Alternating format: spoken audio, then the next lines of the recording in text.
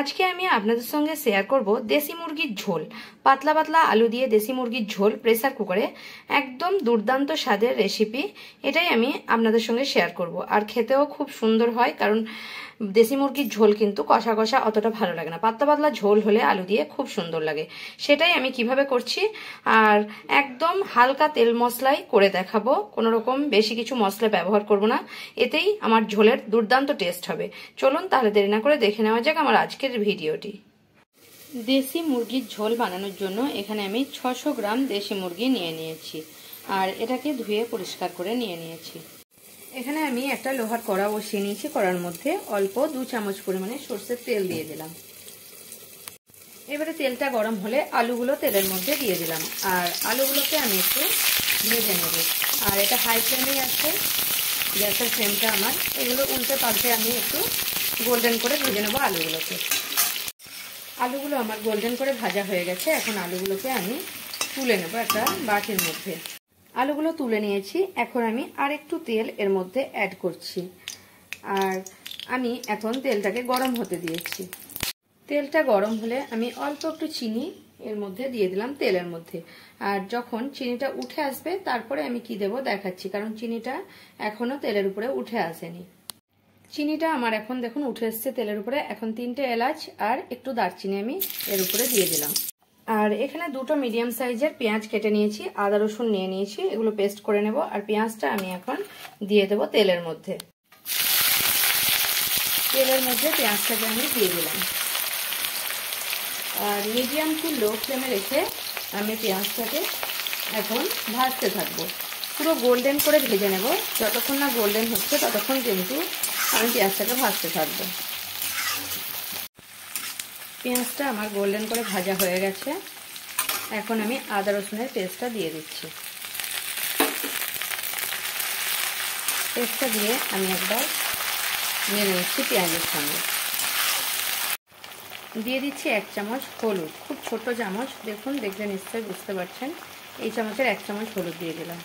আর দিয়ে দিচ্ছি হাফ চামচের একটু বেশি লঙ্কা গুঁড়ো। দেখছেন তো, চামচটা দেখলেই বুঝতে পারছেন কতটা বড়। এবার সামান্য একটু জল দিয়ে দেবো, কারণ মশলাটা যাতে পুড়ে না যায় সেই কারণে। আর মিডিয়াম ফ্লেমে রেখে মশলাটাকে আমি কষাতে থাকবো। আজকে কিন্তু আমি কোনো ধনে গুঁড়ো বা জিরে গুঁড়ো ব্যবহার করব না। আপনারা এভাবে একবার বানিয়ে দেখবেন, খুব সুন্দর লাগবে। দেশি মাংসের ঝোল কিন্তু খুব একটা মশলা ভালো লাগে না, পাতলা পাতলা ঝোলটাই খুব ভালো লাগে।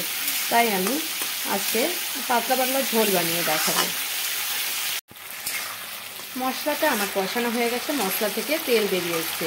এবারে আমি এই যে দেশি মোরগটা দিয়ে দেব।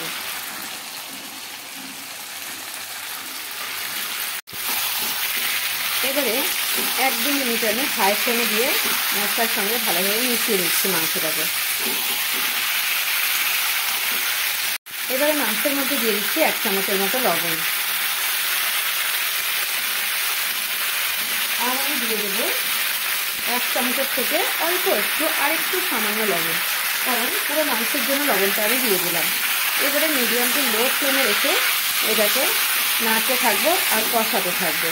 এভাবে মাঝে মাঝে ঢাকা দিয়ে দেবো, আর ঢাকা খুলে মাঝে মাঝে নাড়তে থাকবো। এভাবে আমি 15 থেকে 16 মিনিট এটাকে এইভাবেই কষাতে থাকবো।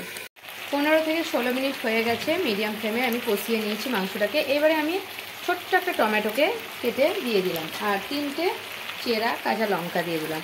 এবারে আরও আমি এটাকে 10 মিনিট কষাতে থাকবো মিডিয়াম ফ্লেমে।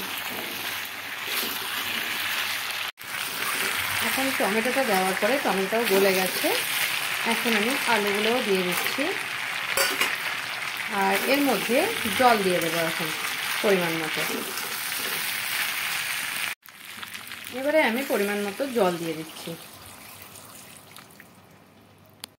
জল দেওয়ার পরে আমার মনে হচ্ছে আর একটু হাফ চামচ লবণ প্রয়োজন, তাই আমি দিয়ে দিলাম। এবারে চিকেনটা মানে ফুটতে শুরু হয়েছে, কিন্তু এখন আমি একদম লো ফ্লেমে দিলাম। আর এটাকে আমি এখন প্রেসার কুকারে দিয়ে দেব, কারণ এমনিও কড়াতেও কিন্তু আমার সেদ্ধ হয়ে যাবে, কিন্তু প্রেসার কুকারে দিলে একটা প্রথম কথা ভালো সেদ্ধ হয়, কিন্তু কড়াতেও সেদ্ধ হবে। কিন্তু আর একটা জিনিস, এই প্রেসার কুকারে দেওয়ার ফলে মানে এই যে মাংসের ঝোলের কালারটাও খুব সুন্দর আসবে, আর টেস্টটাও কিন্তু খুব সুন্দর আসবে। কিন্তু আমি এগুলো পুরো মানে প্রেসার কুকারের মধ্যে দিয়ে নিচ্ছি, মাংসর ঝোল, আলু সবকিছু প্রেসার কুকারে দিয়ে দিলাম। এবারে ঢাকনা লাগিয়ে আমি মিডিয়াম ফ্লেমে একটা সিটি মেরে নেবো, কারণ আমার অনেকটা মানে ছোট মুরগি ছিল, তাই অনেকটা সেদ্ধ হয়ে গেছে, তাই একটা সিটি মেরে নেবো। দিলে পারফেক্ট সেদ্ধ হবে আর সুন্দর খেতেও একটা টেস্ট আসবে আর কালারটাও খুব সুন্দর আসবে, সেই কারণে আমি প্রেসার কুকারে দিয়ে নিই। মিডিয়াম ফ্লেমে একটা সিটির পরে আমি বন্ধ করে দিয়েছি। এখন সিটিটা পুরোপুরি বন্ধ হবে, মানে বসবে, তারপর আমি খুলে দেখাবো। এখন আমি খুলে দেখাচ্ছি প্রেসার কুকারটা। এবারে খুলে দেখুন, দেখাচ্ছি কতটা সুন্দর কালার এসেছে দেশি মাংসের ঝোলের।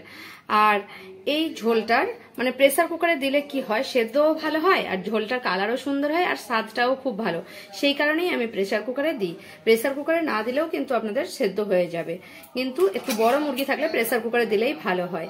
আমার রেসিপি যদি আপনাদের ভালো লাগে তাহলে আমার চ্যানেলকে সাবস্ক্রাইব করার অনুরোধ রইল, আর কমেন্ট করে জানাবেন রেসিপিটা আপনাদের কেমন লাগলো। যদি ভালো লেগে থাকে তাহলে একটা লাইক করতে ভুলবেন না, আর প্রচুর প্রচুর শেয়ার করবেন।